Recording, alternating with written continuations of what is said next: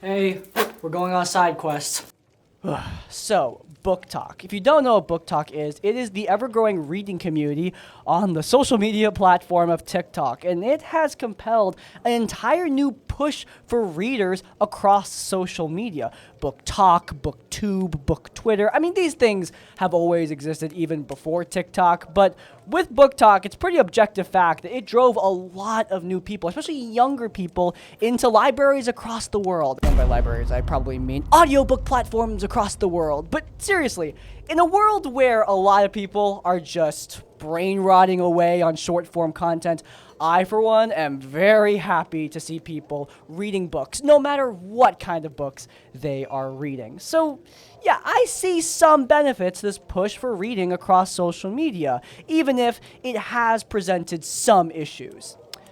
But even if I do see the positive side, those aforementioned issues are still fairly prevalent. Many people have talked about many problems with Book Talk, but there's one that I don't see talked about enough in my opinion because it's a problem that I only see in this specific community, and that is their unique brand of racism. Now look, racism, that's nothing new, especially in the world of book publishing. I mean, the publishing industry is overwhelmingly white, and there has been progress made, like, let me make that clear, but we still have a really, really long way to go. Despite that, there are many, especially white authors, who think that for some reason they are disadvantaged by the fact that they are white. They think that they would actually be getting book deals if they cosplayed as a person of color. Like, this doesn't happen once, twice, a couple times. It has happened many, many times. And those are just the times where they were stupid enough to get caught. Authors creating entire armies of sock puppet accounts to continue this elaborate roleplay where they pretend to be a person of color. Authors who get canceled and then come back as an entirely different race in an effort to get back their career faster as a POC person who obviously will be advantaged in the woke publishing industry. And oh my god. Now, let me make it clear, none of these efforts ever work, but they do represent a very strange phenomenon that I've wanted to talk about for a while. So today, on Critical Failure Side Quest, we're going to be deviating from our normal TTRPG and Dungeons & Dragons content to talk about racism on Book Talk and Book Twitter. Without further ado, guys, what the hell happened?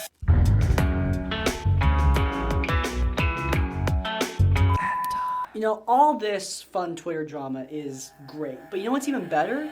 Today's sponsor! This video is sponsored by Tabletop Table, and as the name implies, they make tables for your tabletop role-playing games. They have two modes, the Hexlight mode, which is more lightweight, portable, and cost-effective, or the Relic that they sent me, which is a straight-up heirloom-grade, solid walnut gaming table. The tables use an incredible system of magnets to expand and accessorize. Whether they be card trays, dice bowls, or more tables, this system allows you to magnetize and expand. Whether the gaming table allows you to carry it around in a bag. It's cost-effective, beautiful, customizable, and portable. What more could you want? If you're interested, you can head down into the description down below or to the pinned comment where you can pick up your brand new Tabletop Table. Thank you so much, Tabletop Table, for sponsoring today's video. As always, supporting our sponsors does support us. And without further ado, let's get back to the team.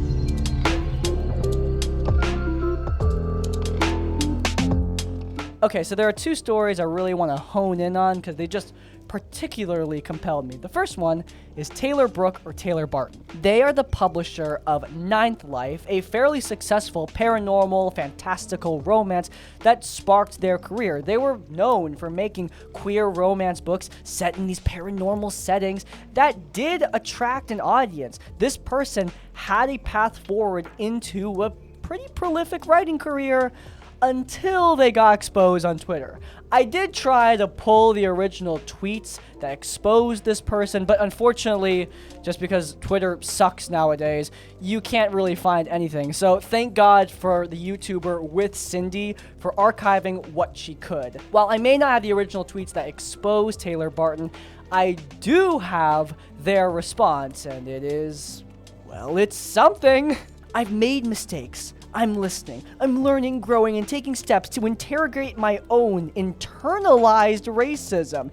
Anger has been my shield, but vulnerability is the only way I will ever learn and grow. Blah, blah, blah, blah, blah, blah, blah. As a start, I made a one-time $500 donation to the Trevor Project.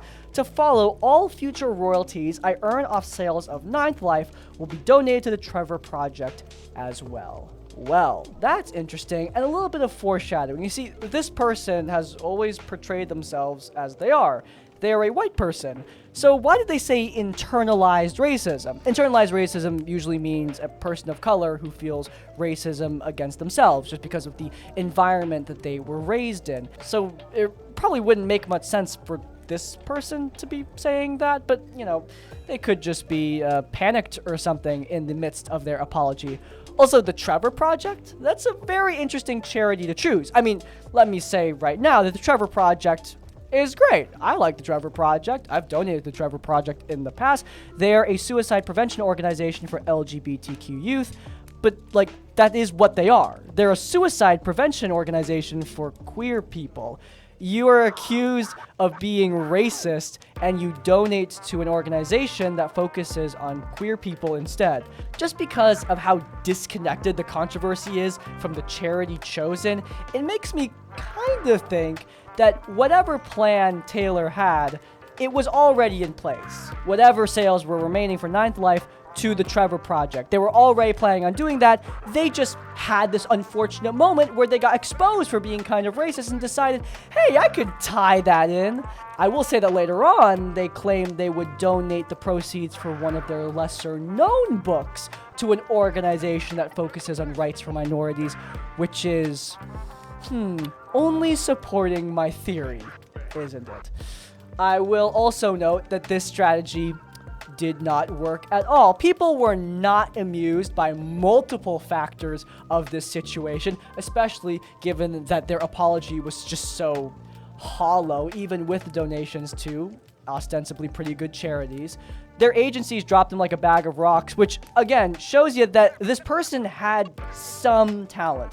They could write. They were signed on with multiple agencies. And just because they had to be a racist asshole, they got dropped by every single one of them. Now, Taylor was very apologetic after this whole controversy blew up. But after their agencies and publishers kind of quietly dropped them, Taylor had very different sentiments about the whole controversy. I apologize just because my team asked me to, and because I wanted to move on, make amends, since there were obviously hurt feelings. But hurt feelings is not abuse. Discomfort is not abuse. Stop watering the word down. I'm just trying to pay my bills. I'm just trying to save the substantial income I just lost so I can stay in my apartment, feed my pets, pay for my medication, and survive. I'm not asking for anyone to support me, but god dang. Please just leave me alone.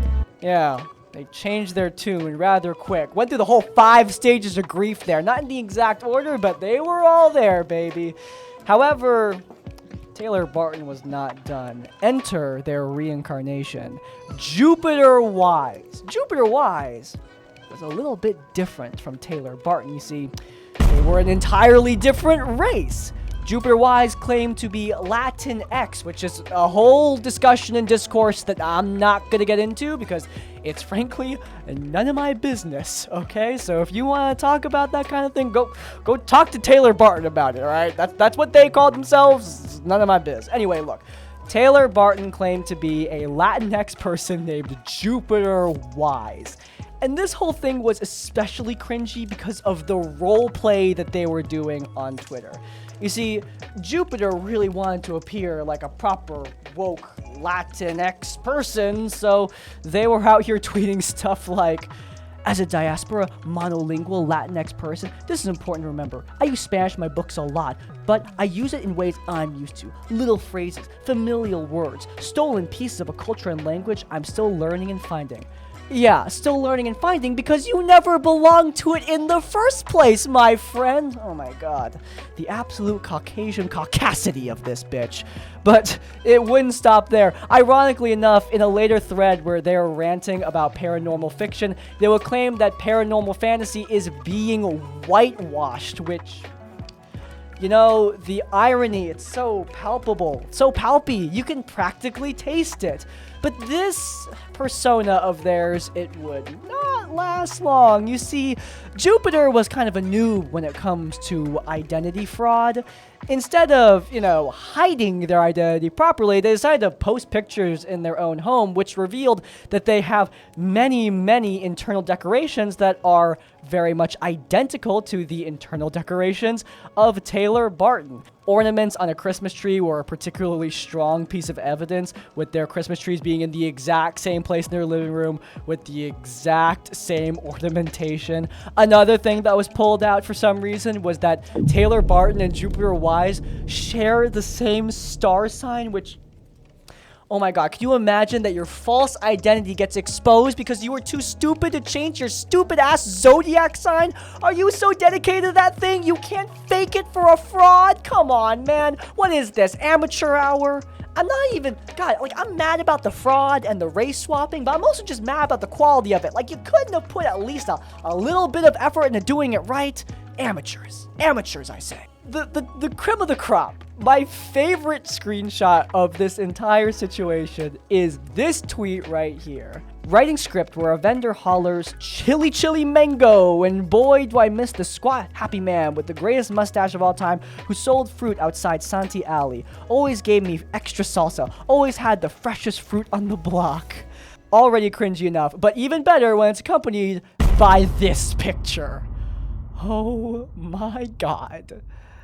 You know, it's funny because I also really struggle with my own culture sometimes, right? Like, I mean, a mixed race Filipino and Chinese. I was raised in Tagalog-speaking household, but I'm also an American immigrant, and all of these cultures, all this history and baggage in my family, it kind of just led me to always feeling like I'm cosplaying, no matter what I try to be. It's been a really confusing life for me. But then I look at shit like this and I realize, man, I'm really overthinking things. If you want to talk about cosplaying as a minority, this is the freaking poster child right here. Anyway, through the Christmas decorations and the zodiac sign, Jupiter Wyse was quickly exposed. Their agent wisened up to their activities and posted this tweet. "I recently found out that my client Jupiter Wyse lied to me about their identity. See thread below. Long story short, when I offered rep and they didn't want to speak by video because of dysmorphia, I wanted to respect that. I'm a huge advocate for mental health." Well, okay, that's where it ends, right? Like, they pretended to be a brown person, they got exposed, they got dropped again. So that should be the other story, right? Well, no, because they do it again. This time, instead of being Jupiter Wyse, they decided to be Freydis Moon. And god dang, these names, man, you're killing me. Ugh. Anyway, look. Freydis Moon would be an entirely new persona, and this one would gain another following. They hit this one for a while, and it was to the point where, at first, when people tried to expose Freydis Moon as being connected to Taylor Barton and Jupiter Wyse, they actually got a lot of people to defend them, which is kind of sad. This was just brought to my attention. This is not me. My legal name is Daniela. This can be confirmed by at least one beta reader. This can be confirmed by at least one critique partner / beta reader. I don't know what to say. I'm heartbroken to have been targeted by this, but I don't know a Taylor Barton or a Stacey Anthony, which, I mean, yeah, that's another fake pseudonym. They had a lot of them.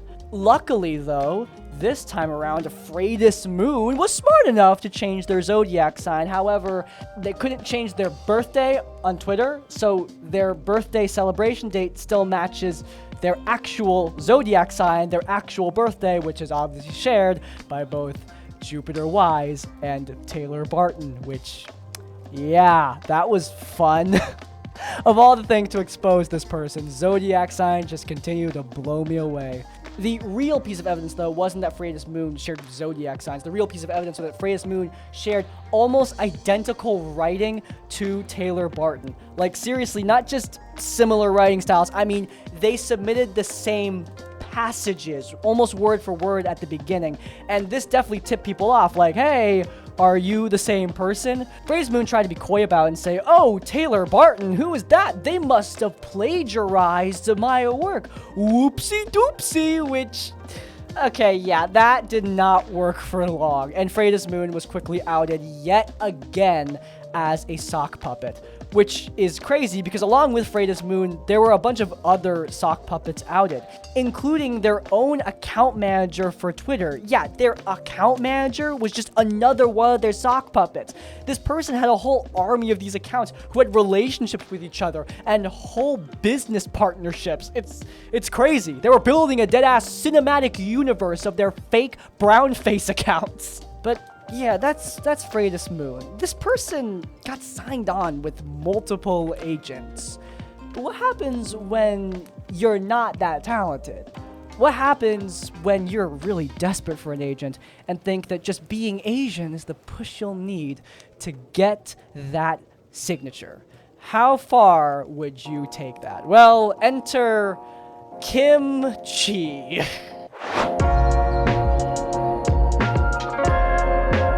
God, once again, with Cindy for archiving all this, because without her, this would have been lost to the void. But anyway, Kim Krishke is an Italian author who pitched very frequently on Twitter, trying to get that sweet, sweet recognition from a publisher, and it wasn't really working out for her. This is a particularly sad tweet I read. Today is my anniversary. I've been querying for 14 years. The process has gotten much harder. I've been close, I've struck out. I made great friends and lost many of them to success. They gain agents, book deals, and I fall behind. I reach out, but they won't talk to me.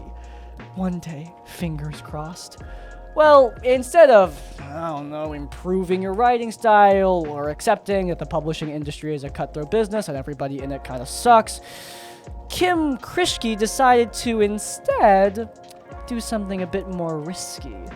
You see, they had an Asian friend, and that Asian friend took a selfie with Kim Krishke. This picture right here. And obviously the friend in question has been censored because they got nothing to do with this, alright? They didn't want any of the smoke. But obviously the friend, the Asian buddy, they are in the middle of the photo. Whereas Kim, she is on the side, just kind of inconspicuously standing there. This is the picture that Kim decided to use as her profile pic, with her Asian buddy front and center, which gives the impression that she is, in fact, a fellow Asian author. Whenever she would do pitch events, she would always use this profile picture before changing it back. I suppose for like plausible deniability. It's not like it was just the profile picture. I mean, she was straight up claiming to be an Asian author. Her book, which features a Korean character, would be marked as own voices, which means that it reflects her own cultural background, which means she is supposed to be Korean in this situation, when obviously she's not. Whereas once she had this mood board featuring almost entirely white characters for her story, but after her whole race swap change, she would change her mood board to look like this, which more reflects the cast of Dropout Studios. I like where she's going. The worst part of all this is how she's taking up space at these pitch events, some of which were meant for Asian authors. Jupiter Wyse did this same thing. And look, these events, they're not moving the needle much, okay? I'm gonna be honest. They're not revolutionizing the publishing industry. The truth is, Asian people are a vast, vast, vast minority in writing. But it does do something for a select few people who just want to get noticed. And Kim is out here just taking that attention for herself. And worse than all that is the name she chose for her new identity. After all these attempts, Kim Krishke would take up a new mantle, a new name, Kim Chi Witch. However, because Kim Chi was just too freaking stupid to delete her old tweets that talked about her actual identity, that being of an Italian white woman, and also the photos of her that exist that have her seen as an Italian white woman, it was only a matter of time before people wisened up. She was in some readers' chats where people were starting to question, like, hey, what is your actual background, dude? And when she conspicuously left them on red over and over again, yeah, that was the last straw. She would, however, release a beautiful apology. And I'm sorry to all of you fans out there, this one, yet again, does not feature a ukulele. We may never one-up the glory days, I'm sad to say. Hello, world. There were a lot of accusation and finger-pointing aimed at me, and you deserve the truth. I'm going to be blunt. Yes, it is true. I deceived people with false implications, and for that I'm deeply sorry. I'm not deserving of the community's forgiveness, especially from those I offended or hurt. It was never my intention to write about a culture's lived experience. I set out, foolishly I know, to write books that featured the American experience first. My characters were intended to depict the melting pot of America. Girl, you weren't supposed to toss yourself in the melting pot and turn yourself into a whole other race. That's not what depicting the melting pot of America means. What the hell is wrong with you? The caucasity returns once more. Oh my god. But in any case, yeah, this didn't work. And it's just funny because she created this whole elaborate LARP, a whole new name, took up a new identity, pretended to be Asian for a solid while, and it didn't work, dude. She didn't get a publishing deal, and I think that exposes just how freaking stupid so much of this is. This happens, like, a lot. By the way, people creating sock puppet accounts, not just to pretend to be minorities, but also to review bomb minorities and their books. Authors who put on blackface to find out if racism still exists in Southern America. No, I'm not making up that story. That actually happened. Oh my God. Even more stories that I haven't heard of and that the general public hasn't heard of. Once again, these are all stories where we just found out, where the people involved were too stupid to hide it. How about the people who got away with this crap? I mean, there are a lot of people who work under pen names, and that's not without reason. Pen names can help to protect people. But, I mean, God, it's objective fact that they could also hide malicious actors out there. And it is worrying that we found so many. So, okay. Time for the takeaway. There are a few really frustrating elements to this story. I mean, the most central one being that these people think that being a minority will make their lives easier in the publishing world. I mean, like I said, these ploys didn't exactly work, which shows how stupid they were. And even if they did work, it's unbelievable how easy these people think that minority authors get it. I mean, they don't get it easy. I mean, they don't get it any easier than anyone else. There is a very limited amount of space for minorities in the world of publishing, whether it be black or Asian or whatever.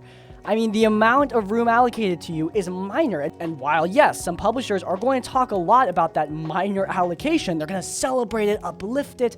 At the end of the day, it's still a minor allocation. And all the while, you are often very limited in the stories you can tell. Unfortunately, that's a big reason why I kind of avoid publishing in the TTRPG industry. I don't want to be the Asian TTRPG writer, forever damned to write Asian stories. I mean, I might want to do that, but maybe I want to write something else.